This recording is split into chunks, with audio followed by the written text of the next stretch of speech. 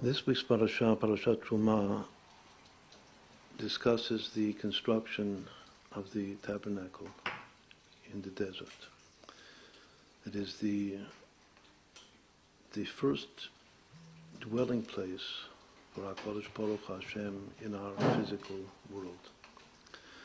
Afterwards, it becomes the holy temple in Yerushalayim. But the original dwelling place is the tabernacle. It is described and commanded in this week's Torah reading.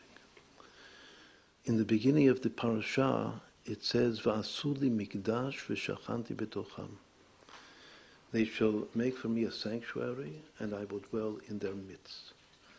The word "in their midst" actually reads "in their midst," not in its midst, not in the sanctuary itself. The sages make a note of this. B'tocho lo ne'emar. It doesn't say that the divine presence will dwell in the physical sanctuary, even though obviously that is the intention. But it says b'tocham, in their midst, implying that the ultimate purpose of the temple, the sanctuary, the tabernacle, is that Hashem's presence dwells in our midst, in their midst, of the Jewish people, in the heart of every single Jew, every single human being actually that goes to worship God, Hashem, in the sanctuary, in His sanctuary. Va'asu li mikdash v'shachanti betocham. One of the ways that it is explained that the presence of God, what does it mean that we experience God's presence in the physical temple and also in our hearts and in our souls and our beings? The world was created in its natural order. Breshit bara Elokim et hashamayim v'et haaretz. In the beginning, God created heaven and earth, and that name of God that is used, Elokim, its gematria equals nature. Meaning that God created nature, God created the laws of nature, and God desires that the laws of nature remain intact and rule reality as we know it. But at the same time, just like there's the natural order, there's also this supernatural. The supernatural is not intended to negate nature necessarily. Sometimes it does, but in general, no. It's just that we have to know that there is something that transcends our normative consciousness of nature per se. And that is the supernatural. That we call that miracles. The very beginning of belief, of faith in God, is to believe in the existence, the presence, and the possibility of miracles. And not just possibility, but actually miracles are continuously taking place in our lives. To experience God's presence is to experience God's miracle. In the temple, in the sanctuary, in the tabernacle, there were three different levels of miracle that continuously occurred. And this is the simple meaning of creating a sanctuary for God and having His presence dwell within it and within us, is to be able to experience the miraculous dimension of the world, of the universe.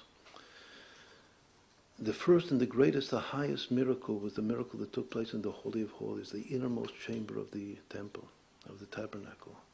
There was the Holy Ark with the cherubim above the Ark.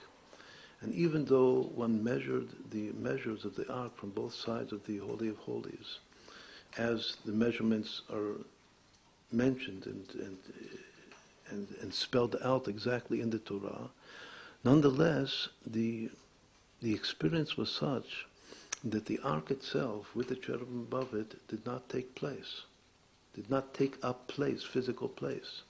They were in a certain way, they were there, it was present, you could see them, but if the whole width, we'll say, of the Holy of Holies in the tabernacle was 10 cubits. There was 5 cubits from one wall to one side of the ark, and 5 cubits from the other wall to the other side of the ark, and the ark was there 2.5 cubits in the middle, but we already took up all of the 10 cubits. So it means that those 2.5 cubits were not in space. They were there and they weren't there. That's called makom ha'aron eino min hamidah, that the place of the Aron with the cherubim on top of it was not part of the measurement of the physical measurement. This is a totally super rational and super logical, irrational, illogical miracle that took place continuously, a continuous state within the Holy of Holies. Then on the outer altar of the tabernacle, we brought fire from below. It's called Minahediot. Our mundane fire we brought to fire the sacrifices on the altar. But at the same time that we brought our fire, a divine fire descended from heaven. Our fire simply came down. When we fulfilled Hashem's will, that fire appeared in the form of a lion that came down to consume our sacrifices.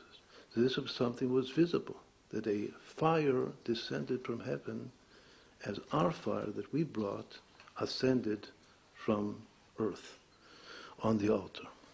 Then, in the ethics of the fathers in Pirkei Avot, we're taught that there were 10 continual miracles that took place. These miracles were miracles like the rain did not put out the fire on the altar. Snakes and scorpions did not harm anyone in the city of Jerusalem. No one said that I don't have room to sleep in Jerusalem. It's a different level of miracles.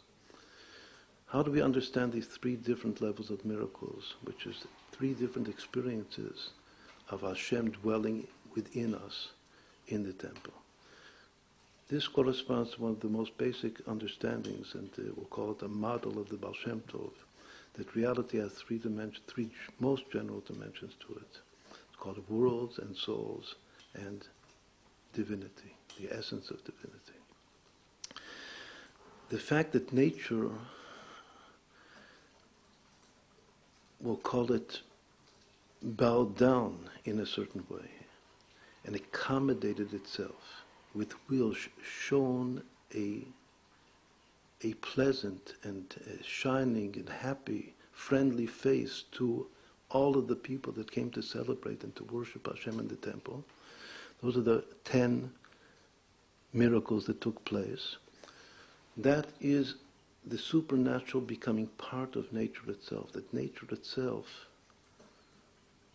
aided and helped, and once more, as it were, was friendly towards everything that was taking place in the context of the worship of Hashem in the temple. The fact that our fire goes up and then a divine fire descends, that is the experience of the supernatural, the miracle in the service of the soul, in the inner service of the soul. That we come to God with our desire, and then we feel that God descends to us with it's called the sealing of truth, that if we love God, God gives us the true, the essential love of Him, but it descends from above on our attempt to love Him from below. That is the way it's described in Chassidut. But finally, the experience of the Holy of Holies, that something is in space and it's not in space, means that we're above it. There's an experience of above time and space altogether. That is the miracle at the level of pure divinity. In our continuance, once more, it says that Hashem wants to dwell in our midst, not just in the temple. It means that all of these three levels of miracle, supernatural, we have to experience in our lives. How do we experience them? We experience in Torah, which is the study of the Torah, and in Tefillah, our prayer to Hashem, and in our performance of mitzvot, of His commandments. In Torah, a person that is really devoted and connected in his study of the Torah and his contemplation of the secrets of the Torah, he is above time and space. He is at the level of the ark, of the tablets of the covenant, which are the origin of the Torah. In the ark was also the Sefer Torah that Moshe Rabbeinu wrote himself. So the level of Torah is that experience of just transcending the limitations of space and time, which is miracle at the level of pure divinity. It's not the level of soul. The Torah and Hashem are one. When we become one with the Torah, we become one with Hashem. The altar of the sacrifice is our prayer to Hashem. As we said before, in our prayer to Hashem, we ignite the fire of our soul in our love and our passion for HaKadosh Baruch Hu. And Hashem answers us by making that passion true. That is the fire that descends from heaven. And that experience is the experience of prayer. But the fact that nature itself shows its friendly face to help us in everything that we do in our lives, especially in our will to do more and more mitzvot, good deeds in our lives, that is the service of the Taryag, of the 613 mitzvot, of the Torah, which were given to us in order to serve HaKadosh Baruch Hu every moment of our lives. And the Torah promises that if we serve Hashem, then the rain will come, and all of the physical things, all of nature will serve us, will serve the purpose and the goal of serving Hashem. So these are the three levels of miracle, of the supernatural, that we bring into our midst by constructing a sanctuary for HaKadosh Baruch Hu.